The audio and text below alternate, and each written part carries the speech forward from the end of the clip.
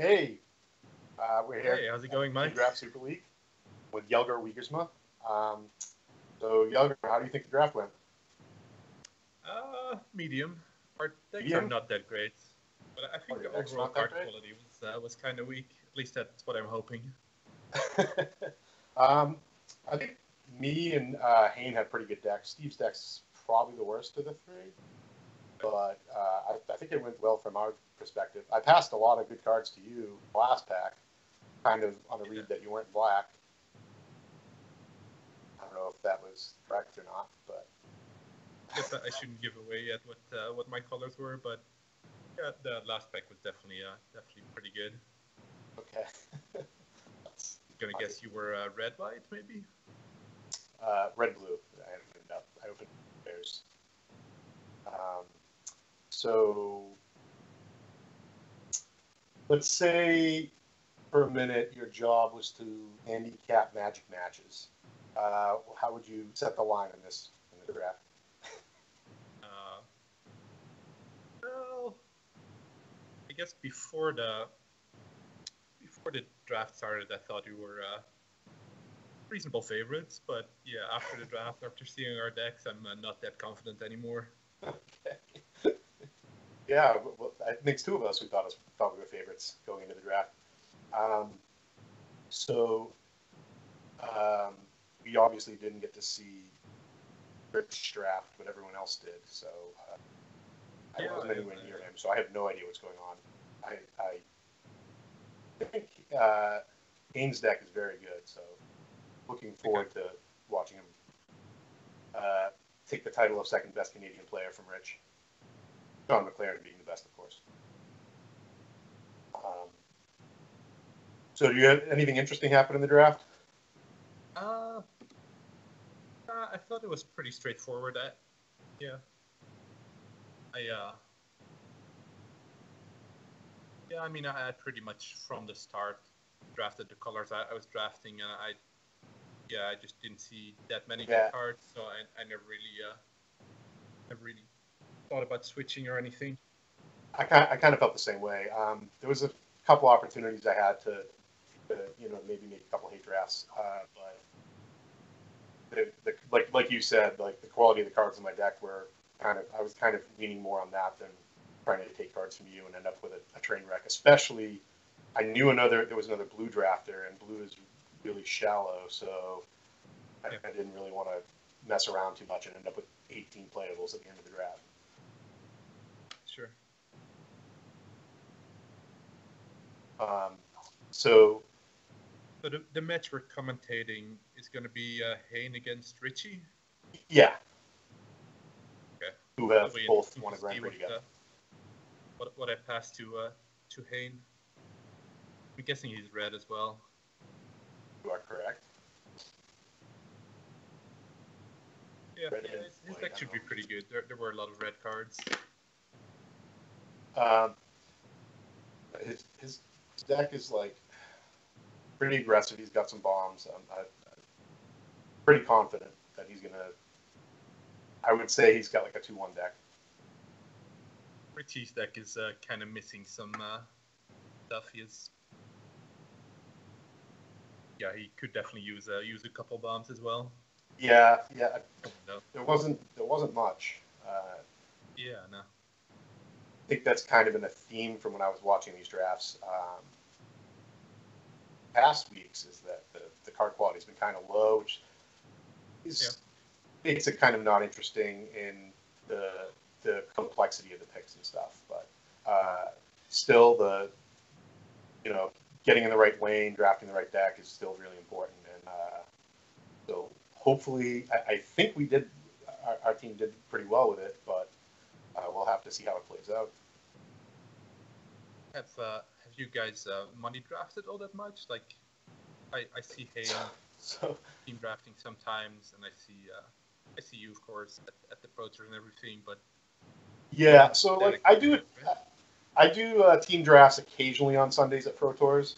Not as much. Hayne actually does it a lot, which is one of the things. Yeah, Like everyone was saying, Hayne and Steve, I think both just spend all day Sunday during the top 8 team drafting. So they're kind of kind of underrated in this, and Guess so. Hayne, for a long time, for many, many years, or however long I knew him, for like 2 years, he said he had never lost a money draft. And so I think he eventually lost, like, a Pro Tour or two ago. He lost his first one or whatever, so. But You have to lose at some point. the way he drafts, I'm very surprised. All right, I think the players are now ready, so we're going to go down to the match.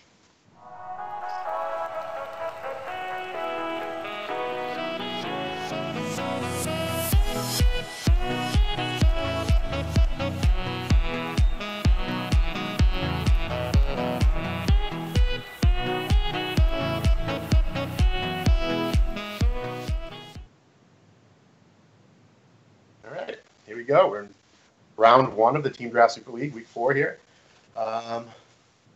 One land for Hayne. Yeah, Haynes' draw does not look particularly good. It's not really showing off his deck. He takes a mulligan, but his hand looks pretty good now. Rich's hand looks really good too, though. So I think Richie's hand might match up pretty well against what Hayne's doing. Yeah, I totally agree with that. Heaven to Earth definitely could get Heaven Earth is going to be quite good. And that was a great draw from Rich. If he can find a second forest, he has a creature to put the cartouche on now that will survive and bring back the trial that's in his hand. Are you rooting for good games? Do you hope Richie draws that forest, or do you just want him to get I'm hoping you guys never draw a land in your draw step and start with 2. Yeah, no. But That's other how I than feel that, as well. yeah, I'm hoping for good games other than that. So Rich missed drawing a land there. There's one more turn to get there. And interesting spot. He may, well, since there's pretty 4 in his hand, he could be willing to just trade it off with the Shred weakness for the Honor Captain, but he declines to do that.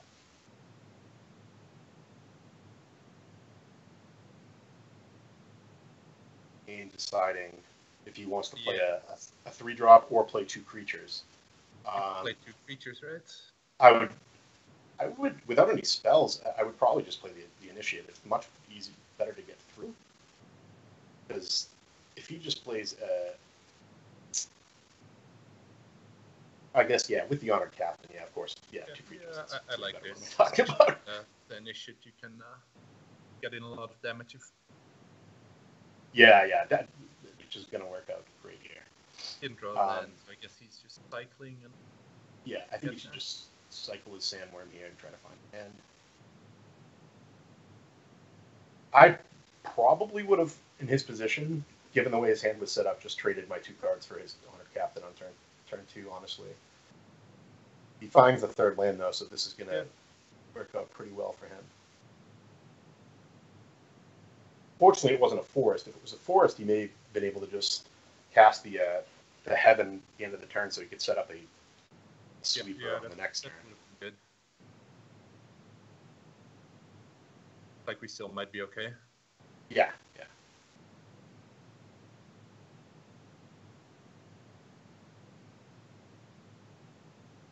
So,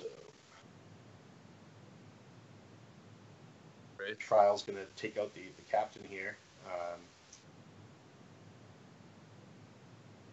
Haynes putting his opponent here on a 3-turn clock, and Rich only has a Vitalist to play next turn. Not having 2 greens really punishing him here. Yeah.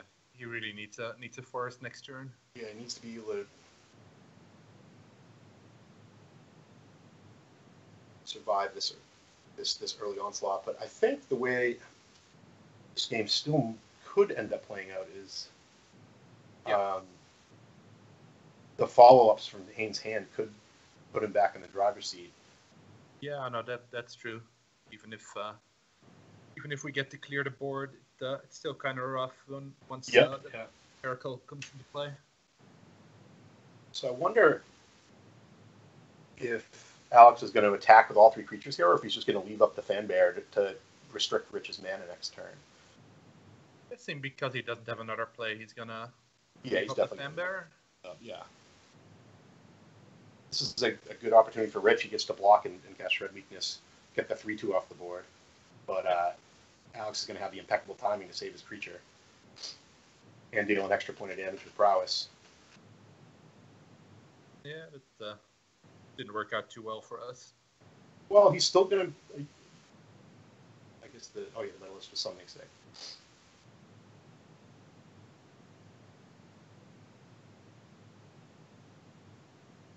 Now, probably just throw out the Quarry Hauler. Yeah. Tough spot.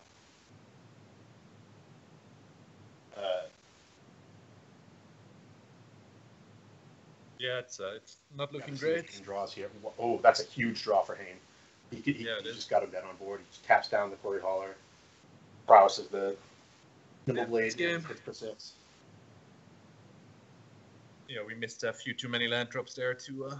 Yeah. He really was just restricted on mana. Couldn't do much. Hayne's draw was good and aggressive as well. Yep. Drew actually a lot of the higher end stuff in his deck, as we'll see in sideboarding here.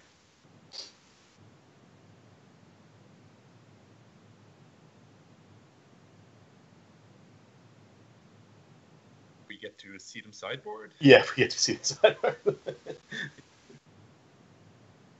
Get to see everything they have. Yeah, to see the hit. Little preview already in the hand cam. Looks like Rich has some quality cards though. I get like Heaven Earth and being able to return Trial is enough to keep Hayne in check, I think. Yes.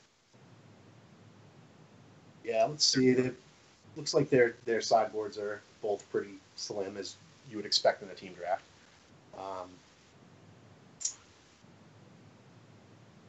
Yeah, I don't think that you'll see much sideboarding here. Yeah, I don't think any of us have too many playables in the board. The packs were just kind of weak, and people were hate drafting as well. Yeah. Like they're ready to go again. They agree. Yep. Sideboarding. Off to game 2. Good guys 1, bad guys 0. Yeah, I like our hand here. Yeah, Rich's hand's pretty good. It doesn't have early red, which makes Magma Spray a little worse, but he's got that gifts to especially if he even draws another forest on turn 4, he can cast Quarry Hauler and Magma Spray to get some tempo back. Yeah, no, Alex has a really good aggressive draw again with the Honored Crop Captain and a lot of one drops. A lot of damage last game, but I think we have a couple more speed bumps here where we can stabilize, and we're definitely absolutely like in this matchup where Richie is. So he has the choice between playing a trial or the gifts here. Like he plays trial, just play the trial. Next turn he can 2-spell with gifts and Magma Spray. If he needs to, and if not, he can just play the Quarry Hauler. And drawing a couple lands. Yeah, this is... I guess he doesn't need... don't like Alex's spot right now. Yeah. Obviously, Alex's deck is going to be much better on the play with cards like Sacred Cat and Soulscar Mage. Not really good cards when you're facing down creatures already. So, do you attack here if you're... I think what Alex is thinking is if he should make some kind of attack and then use Fling. It doesn't seem particularly good to me. My plan this game would... I mean, he could just trade off his creatures here, and then play. Like that's something he wants to do if he has the flyer coming that might be able to pump his team. So, yeah, if I was Hayne, I would just wait. Yeah, I totally agree.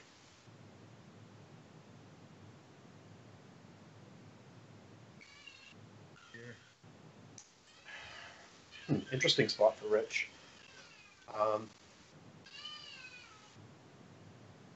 I think I would just attack with the trial token. I think I would just play 4/3 and then probably set up a wall here. Walker. Yeah, and the next turn, if he draws a land, he can play all 3 of his spells. Yeah. And I mean, I think Rich is the one with inevitability here. I didn't get a good look at his deck, but he had like greater sandworms and stuff. So if the game goes longer, Exactly. Yeah. I definitely think Rich should be favored in the long game. Yeah. So try to slow down the game on him. He's going to make an attack. I like this attack too. Yeah, it's a fine attack. Trade. The only thing I can trade is the captain. And if he decided to trade off 2 creatures because the Sacred Cat can come back, then his captain and his elite get much worse.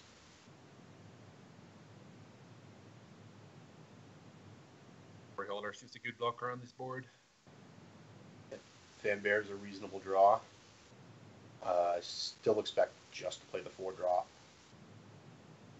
Try to put some kind of pressure on Rich.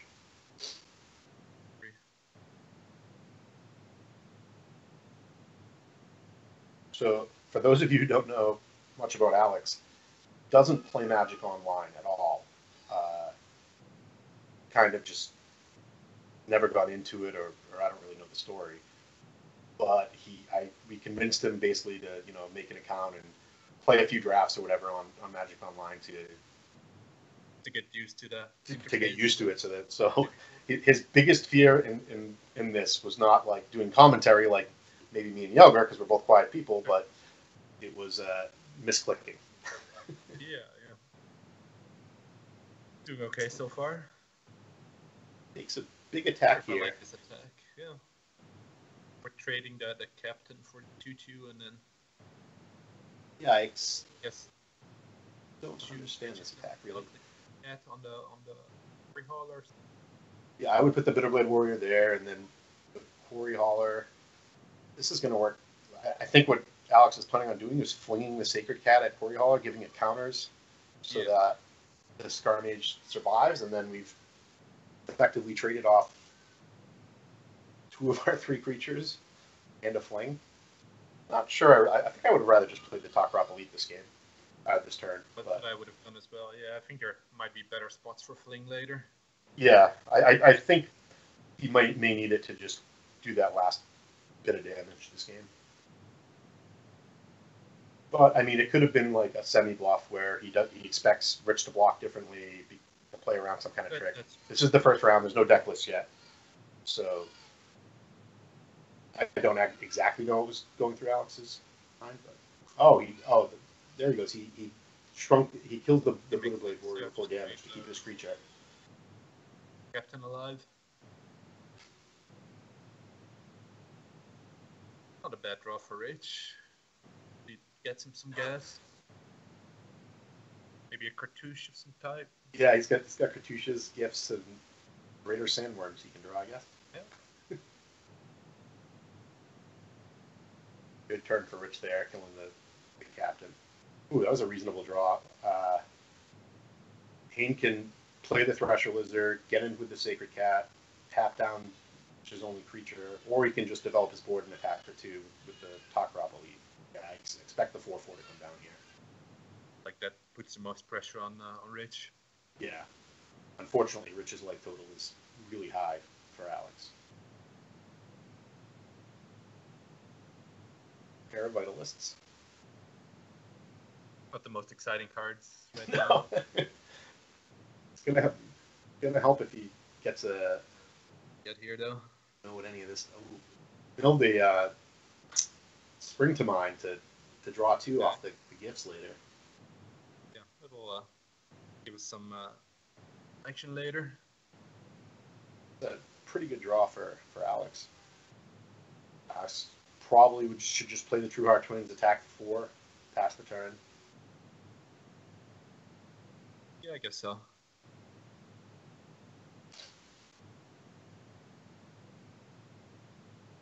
He's not really winning the race. Do you think he still attacks with the Treasure Lizard here? I think he just has to deal damage. He's not going to. If he sits back, the game's just going to get worse for him, I think. But he's not. He knows about the Hyena pack. Rich is he's got the True Heart Twins to block that effectively. Yeah, the Beast is on lock from the Fan Bear. A good draw for the good guys there. Basic Forest. Fine. We get to play both our spells this turn, and then we get to flashback the Spring to Mind later.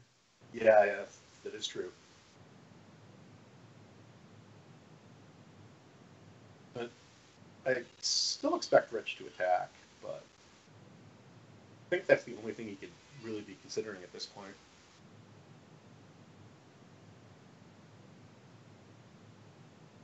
I think we can still attack, yeah.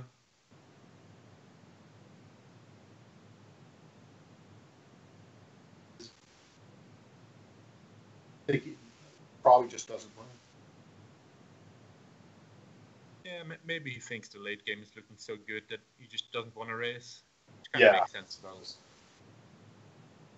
There's a embarrassing card. Yeah, I didn't expect that to be in his deck.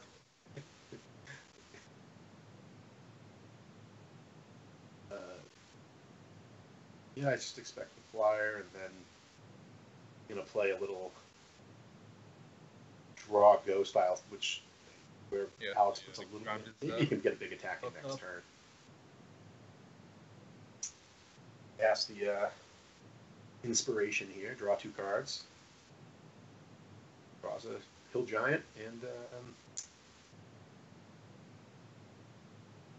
so we cannot cast the 3/3. Hope for something better there. Ooh, wow! An exciting draw for Alex here. Yeah, this could be a huge attack. Could be really good. Guessing he just attacks with everyone except for the Fan Bear. See what happens. Yeah. Yeah, that could definitely be a blowout. Yeah. Even the Lizard's gonna grow in combat. Yeah. Oh, he's taking it slow. He's gonna develop his board another turn. What he's gonna get to do is he's gonna get to tap 2 creatures this way for the next combat. Yeah, exactly. Yeah. So his next attack's gonna be more effective, assuming Rich doesn't play 2 creatures this turn that are as good at blocking. He does get to play 2 creatures this turn though. Which was kind of likely after that Spring to Mind, but yeah, it's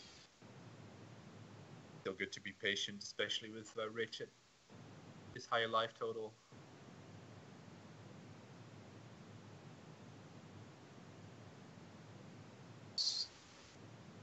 See if Alex can draw anything. Got a couple of. Right, so. Draw steps like that, it's just plains or mountains. This is a pretty big combat. We risk. If we tap a creature here and attack with everything, we risk dying on the backswing. Yeah. So. Yep. I guess the Sacred Cat is going to become 4 power, so that's 10, 15 damage in the back. So actually, we won't die. Yeah. No, I think attacking everyone, exerting both you guys is pretty safe. Yeah, the question is, does he want to actually attack with Fan Bear, or does he want to tap something? The Fan Bear is going to get the extra bonus from the Inaketra's name. But maybe you don't tap either.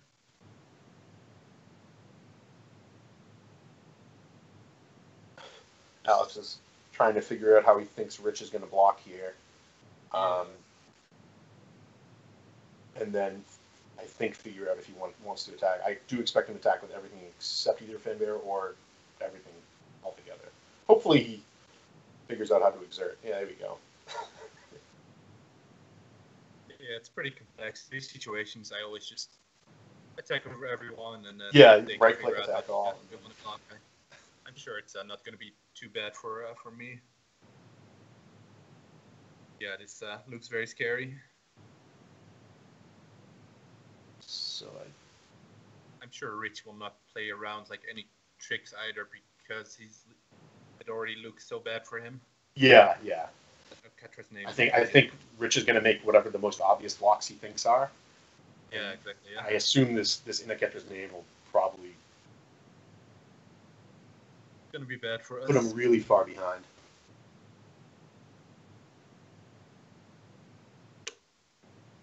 And the Sacred Cat even some bomb, so it gets more bonuses.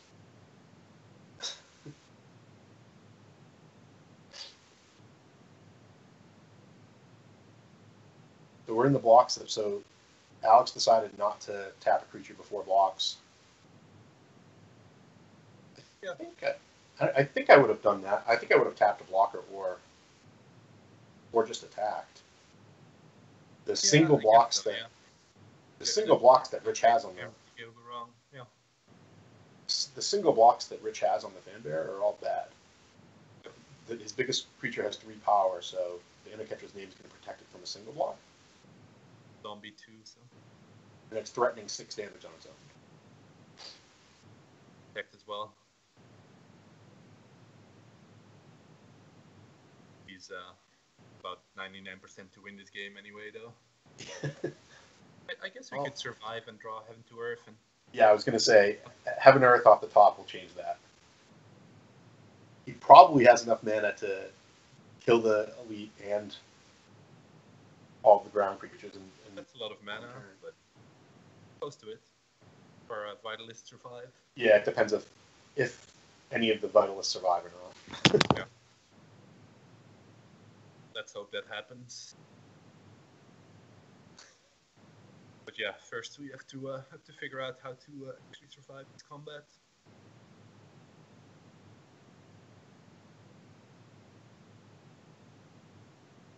So we have to take the lead. So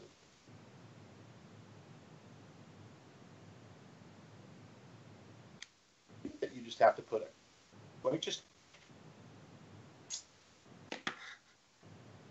So how do you think Rich is gonna block?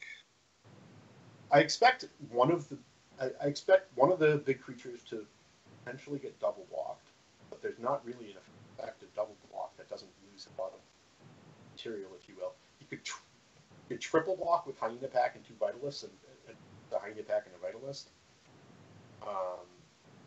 Then he doesn't really have swear. So I would expect one Naga Vitalist to just block one of the 7/5s.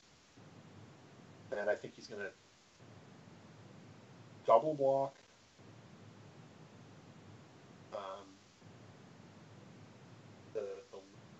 Well, looks like Rich has figured it out. Block. Yeah, he wants to kill the Thresher Lizard, which makes sense. Yeah, the problem is after this, after this spot, where do you go? Like your blocks are. You don't want to double block an Anointed Priest. Trade both of these off here, and it's. Okay. And it turns out that the lizard's not even going to die. Yeah. His name. Pretty bad. That's going to be 6, 11. It's going to be lethal. Yeah, it is. Well, GG. So yeah. Yeah, it was tough for Rich's deck to ever stabilize against Hayne's aggressive. Yeah, that's the story of this format. Blocking's tough. Yeah, nah, exactly. Yeah, you always want to be aggressive, and yeah, Hayne did it very well there. His deck definitely looks good. So, right now we got Steve and Hron playing in the other match. Yeah, are we gonna check in with the other match? I don't know. Okay. Well, we're gonna check in on that match in just a minute. So. Okay, so we get to see Hron and Steve Rubin in action. How do you feel about your matchup against Hayne? I think I'm okay. I think my curve is pretty low. I have some good ways to slow him down. I think it'll be an interesting match. But yeah, I definitely have a chance to beat him, even if his draws are as good as they were in this match. How about your matchup against Richie? I think I'm a favorite. I mean, my deck's slower than Hayne's, but Heaven and Earth's going to be great against me, just like everyone else. So yeah. But sure. I have some powerful blue cards too that I don't really think Rich has great answers to. Yeah, I guess we'll see. We get to see Yeah, each yeah. other's deck lists after this round, right? Yep, we will. So,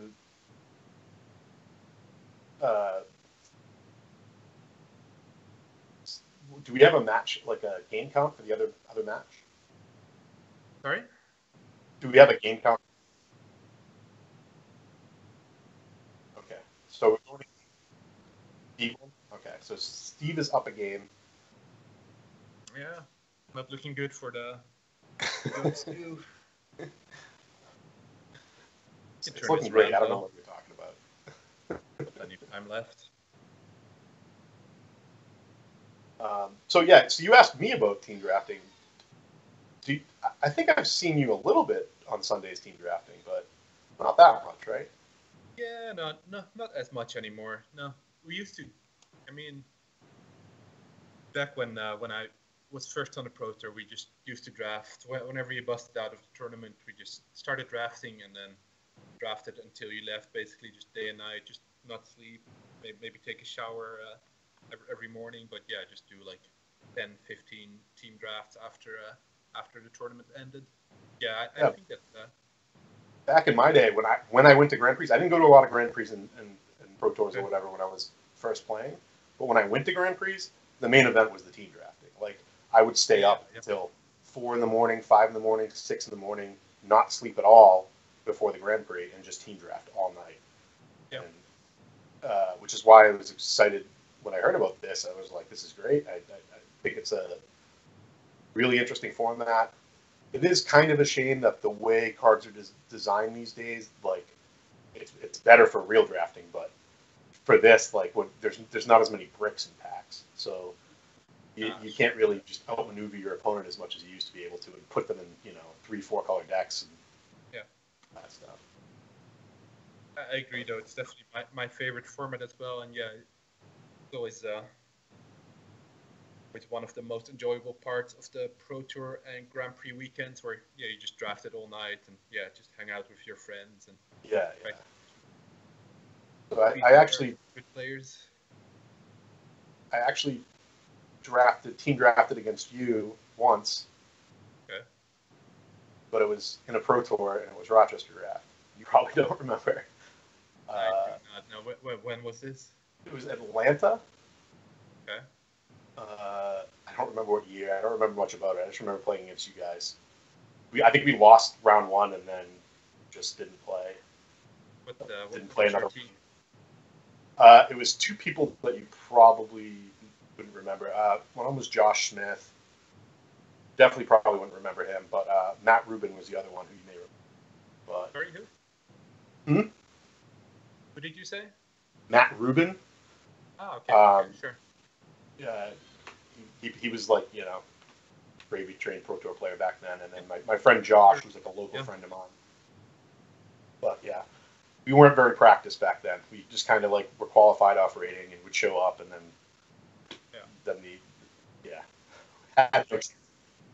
All right, we're gonna go down to Steve Rubin and Mike Hron right now. Game 2, I believe.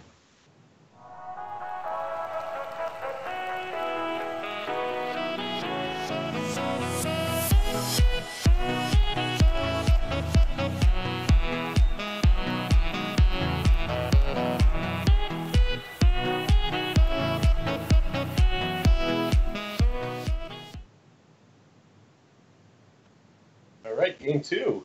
First thing I see is a Gideon Trials. And Renewed Faith. Mike's deck is pretty good, actually. He's blue-white, pretty beat down. Yeah, I passed him a Temerit pack too, I think. Yeah. I don't know if he was already in blue-white or if that put him in blue-white. See, maybe we can finally win some games. Steve's got a solid draw. He just drew a Blinding Mummy, which is a great draw if you can back it up with a lot of zombies. And Mike doesn't have a second Plains right yet. Draws it right off the top. There it is. But yeah, Steve's deck also looks solid. Yeah, black-white zombies, I guess. Yeah, black-white zombies. his biggest problem with his deck is he just doesn't have spells. Okay. I don't think that's really a problem in this format. The creatures are good. Interesting. I don't quite understand beating on Doom Dissenter there. I would maybe he saw an Essence Scatter or something, or a Sensor game 1 that he was playing around, but I would still just play one of my premium 2-drops. Yeah, I guess that's possible. Yeah, there is an Essence Scatter in Mike's deck. I still would have always led with the Wayward Servant here, though. Yeah, his man is kind of restricted, and that's your first guy on the board. Oh, he wants to follow up on the Baleflout and it. Okay, I guess that makes kill sense. his creature. Yeah.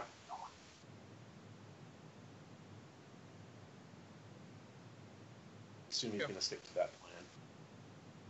Next turn, he can play both of his 2-drops and tap something. Yeah. His Baleful Helmet isn't going to get to do much against this Gideon, though. It's a fine draw for Mike too. Now he can play his 2/1 and then cartouche it, so he's a good board presence. Yep, he goes wide and he gets to Gideon. protect his Gideon a little more. Yeah.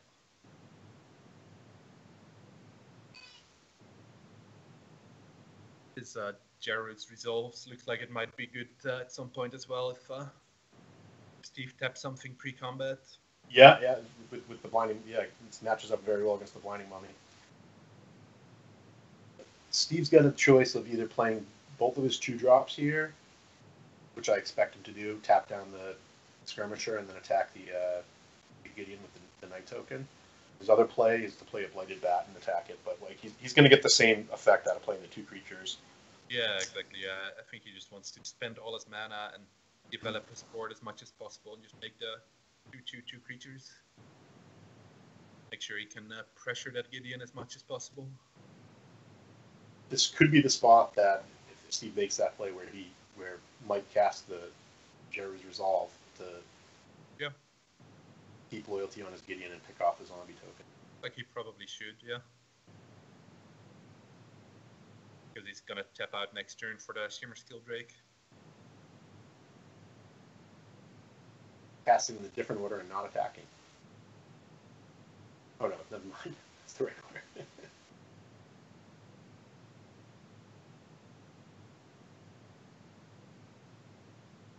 Yeah, so let's see if Mike decides this is the time. Which one does it? Doesn't seem like. Have Gideon take some damage. Now Mike's got a pair of Shimmer Scale Drakes to stabilize the board a little bit and get some pressure on the board. It feels like he needs to start attacking soon. I still expect to see Blighted Bat, tap the Shimmer Scale Drake, take 2 loyalty off the Gideon here. But I will say that I do not like Steve's spot really much right now. Sure, it's going to be tough to keep attacking that Gideon from here on. Yeah, after this turn, he's kind of slowed down. I don't. It was very quick, the deck building process, so I didn't actually get a count on how many zombies he has or anything to see how many times you can keep turning. Yeah, not sure. I don't know the exact deck list either. But he doesn't have anything like Little Mastery or Stir the Sands, to my knowledge, or something to get one big hit in.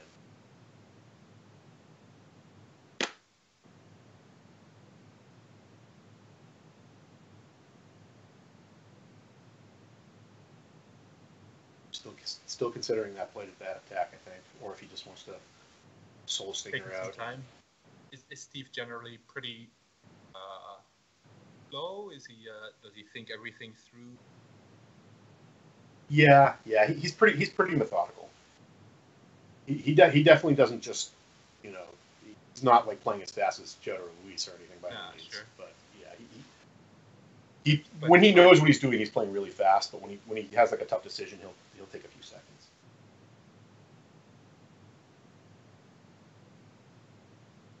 So he could attack with everyone and kill Gideon. Then he loses one of his zombies. I guess that's what he's gonna do. Yeah.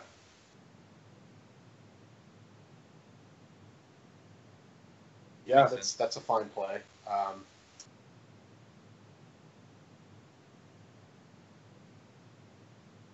Your H-Ron, do you block the Blinding Mummy or the Servant? I think the Blinding Mummy at the life totals he's at. The more important that he doesn't get hit with one big attack than whittled down with a Wayward Servant. I agree.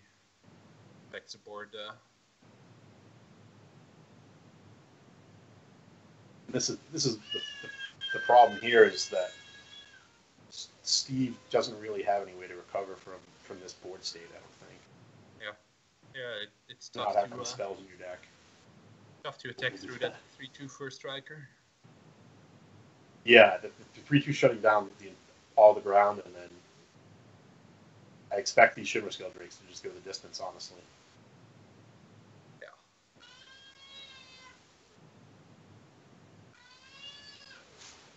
Okay. Not a bad draw. No.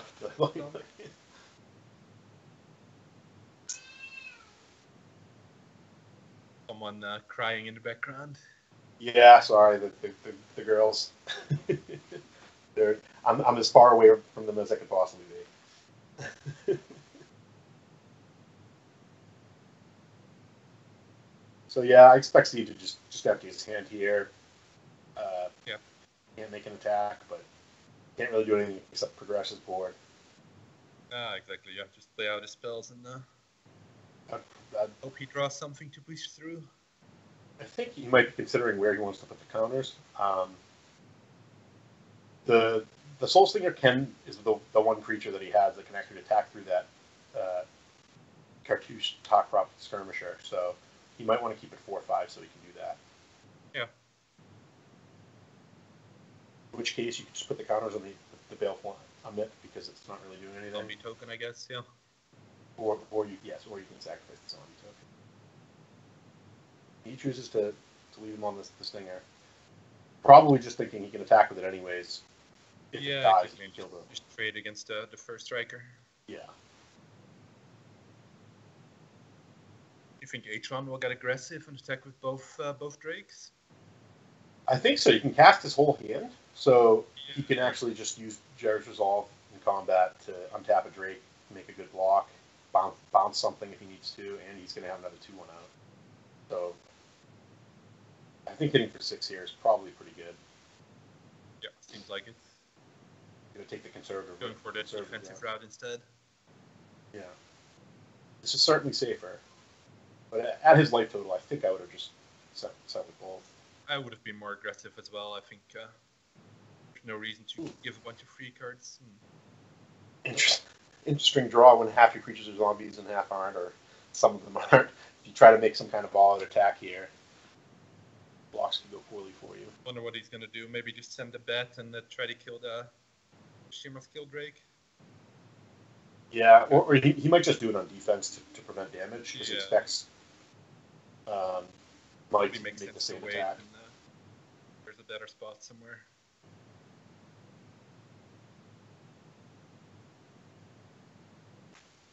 Yeah, if he does it on offense, then he doesn't get to save 3 points of life like he will on defense. So I think he's probably considering that.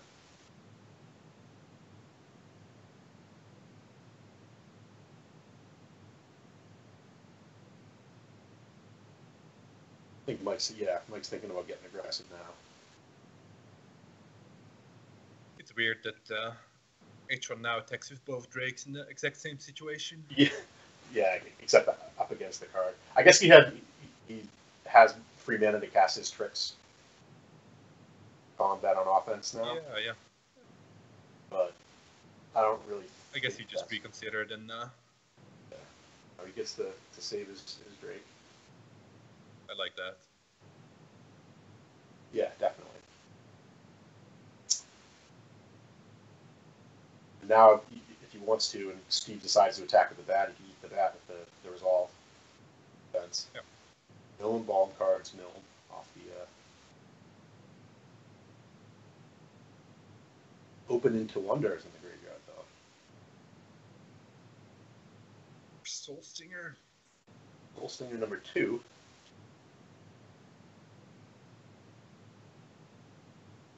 guess he can make a 4-5 now. Maybe put the counters on the first The Soul Soul Singer. Singer.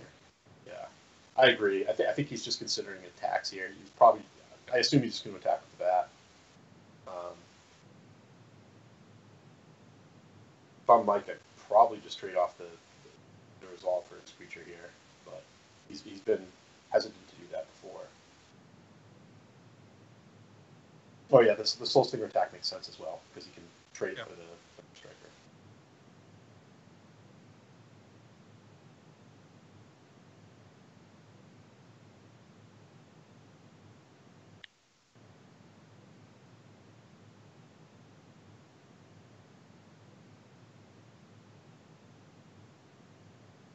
Yeah, Atron's just gonna take it, waiting for a better spot for the Jerry's resolve because he doesn't care too much about the bat, and Yeah, he doesn't care. yeah, he doesn't want to kill the Soul Stinger because because the 3/2 first striker is really holding down the rest of the board. Yeah, I definitely agree with not blocking that Soul Stinger. And now Steve just gets to dump all the counters on it, which is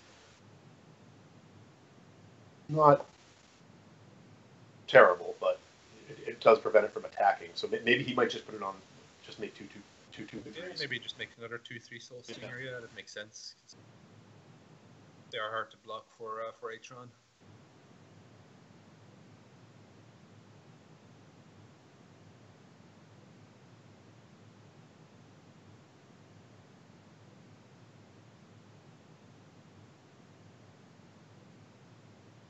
Good old fashioned race. Yeah, Steve's gonna probably make the same or the attack switch with the Soul Stingers this time. Yeah. Atron will just take 4 again. Yep. Like the Drakes are handily winning this race. Yeah, pretty easily winning this race.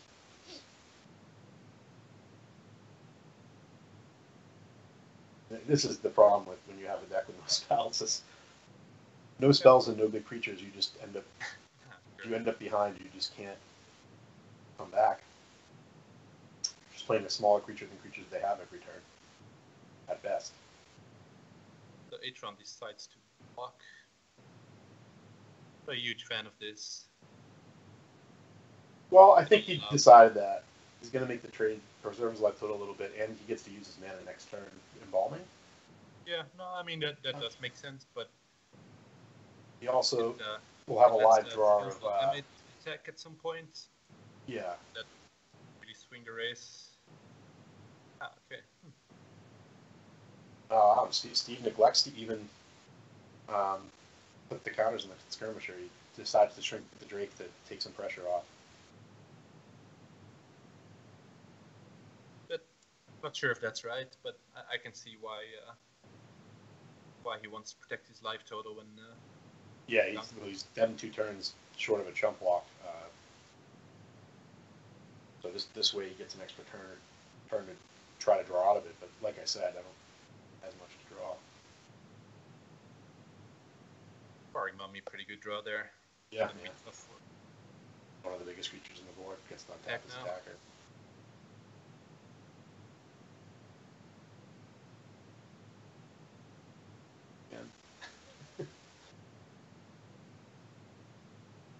Yeah, Steve's suiciding his True Heart Duelist so that he can get a trigger off both the Wayward Servant and the Blinding Mummy. If Mike decides to neglects to do that.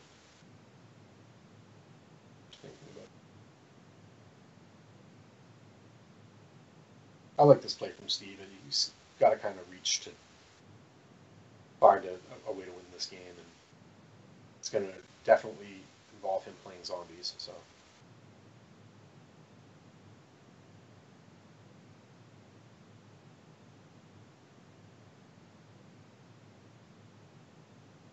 Yeah, I don't think Atron cares too much about one zombie trigger. No.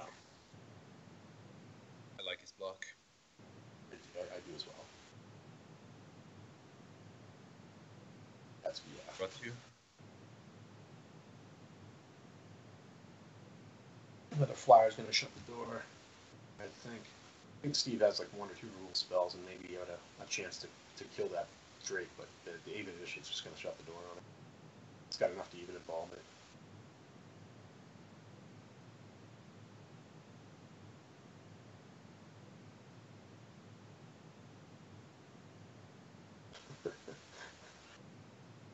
gonna regret this block when.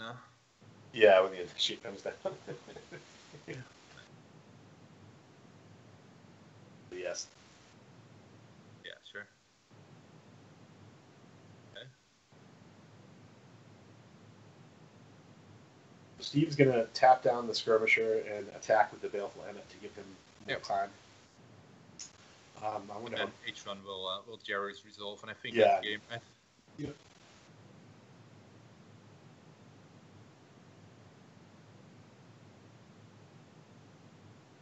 Was coming in. If H1 just first strikes the baleful Emmet, he can.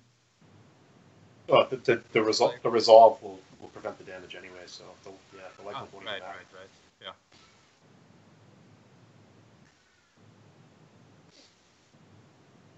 Okay, we finally get a game.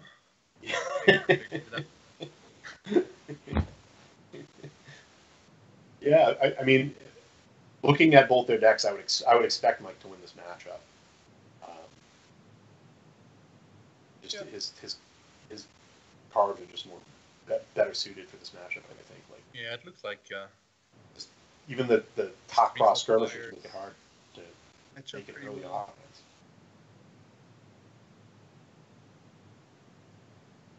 That open into wonder should be good in this matchup too.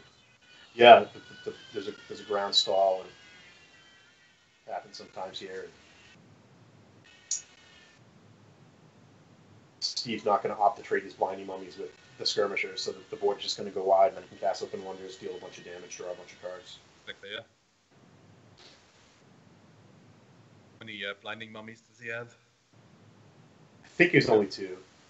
It was really weird for us because the way my computer's set up, we had to just do it on like send each other screenshots, so it was very quick. So we didn't get to see each other's decks really that well. Exactly. Yeah, we were sending each other screenshots on our phones as well. I'm laptop because I'm not at home in Curacao. Yeah, it was a bit tough to actually discuss the decks. But we all know how to build a draft deck. Okay, nice. All right. Gotta go to 3. So yeah, we can see Steve's deck here. One of his spells is a Scarab Feast. And Final Reward and a Time to Reflect. And I think that's it. Bunch of dudes. Can't really see. Yeah, he does have 2 Minotaur Lords to go with his 2 mummies. And that looks pretty good. Yeah. So I think the Lords are going to be key for him to win this matchup because he needs his creatures to outsize the early creatures that Mike has. Yeah, absolutely. Again, not much sideboarding for either of these players. Yeah. They're already playing all their playables. Yeah. Just a couple of pitiless Viziers, it looks like. Steve sideboarding the 2-1 in this matchup, but the Vizier can be boarded in against black decks with cards like Splendid Agni, Decimated Beetle. Yeah, sure. But yeah, no one else really. Nothing else to really bring in.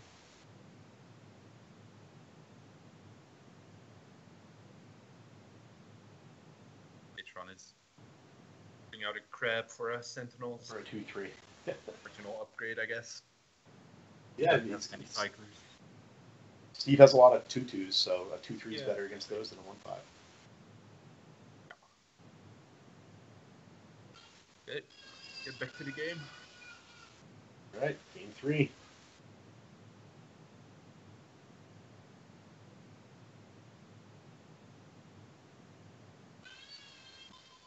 I think Steve mulliganed. It was pretty fast, but I think he mulliganed. Yeah, he mulliganed the 1-land hand, I think, and now he's Force Swamped. But a cycler. Yeah. Probably gonna keep that. Yeah, he's got to keep that, I think. Hron's hand's not great, but that's also definitely a keep. No, it lines up well against the threat-like hand of Steve, though. He's going to get to counter the Cursed Minotaur. Yep. Exactly, yeah. Find a ton of time to find lands to cast the Drake, and now the Spearmaster. He draws another swamp and another. And mono black, I like it. Mono blue versus mono black. Like, Darrow standard.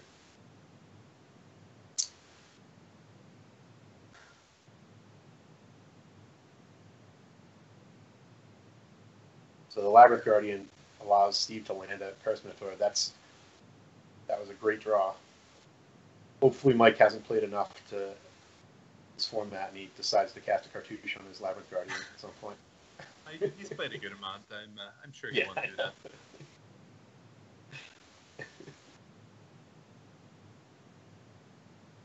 I like this play from Mike, casting the Sacred Cat and leaving up the Essence Scatter. He's actually just winning the race on board, the lifelinker anyways, so as long as he can keep Steve from landing any major threat, he's in good shape. Just going to play right into it because he doesn't have much of a choice. Sure. Yeah, it's going to be rough, even if Steve draws a plane. Yeah. He's already pretty far behind and pretty flooded. Yeah, even if he draws a planes, like his deck has already drawn more lands than it can reasonably use. Yeah, no, exactly, yeah.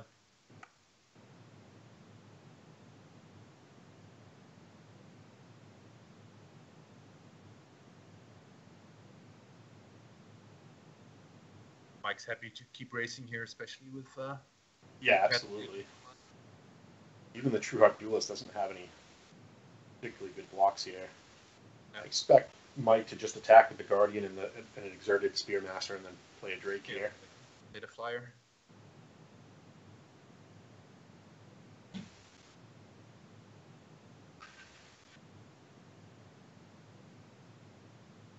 Steve, assuming he takes this, he could opt to fog, essentially, and block both creatures, not killing anything, but preserving his life total. But since he didn't do that, he's already going to 3-turn clock from the Shimmer Scale Drake alone. Yeah. There's the supply caravan. Good blocker. Yeah, unfortunately, all the damage is going to be coming in the air here.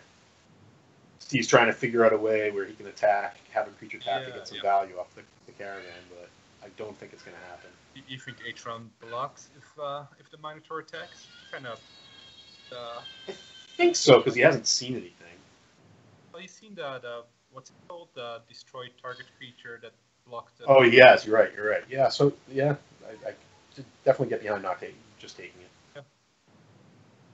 Especially being comfortably ahead like this. So,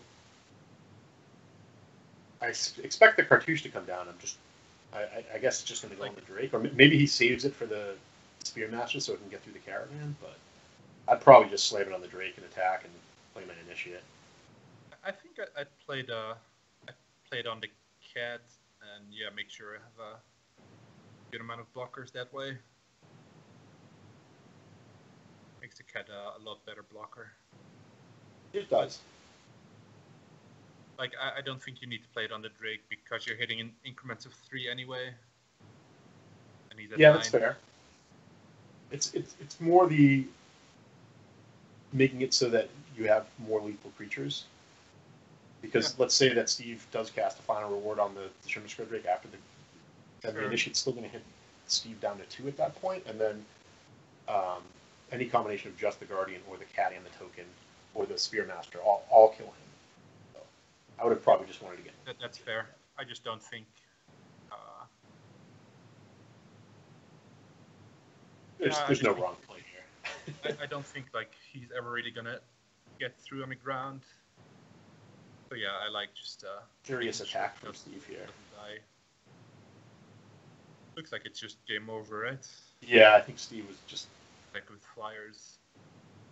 Big game. Yep. Okay, sweet. And he can't even hang it can't up. even involve games. Steve drawing extra cards, trying to find good ones. Unfortunately, there's none in his deck. Let's see what was coming. Yeah. Hron's decks looked pretty decent there. Yeah, it drew up pretty well. I think his deck's solid. He got a gift from me and the Temerate. He's got Gideon. He's got a high card quality. Definitely think so. Yeah, no, From the two decks I've seen, he's definitely has the best deck. So. Yeah, I mean, Hayne's deck looked very good. Yeah. Deck, not that great at all. But yeah, Hron's deck was decent, and Steve's deck, I guess it's missing something. Yeah. If he draws the Lords, though, his deck does look powerful. Yeah, that's the thing. He really needs to not. His deck can't afford to flood like it did. He needs to have a lot of his synergies online to push through. Okay, all right. Like we're done with round one, and we're gonna go to some commercials, and we'll be right back.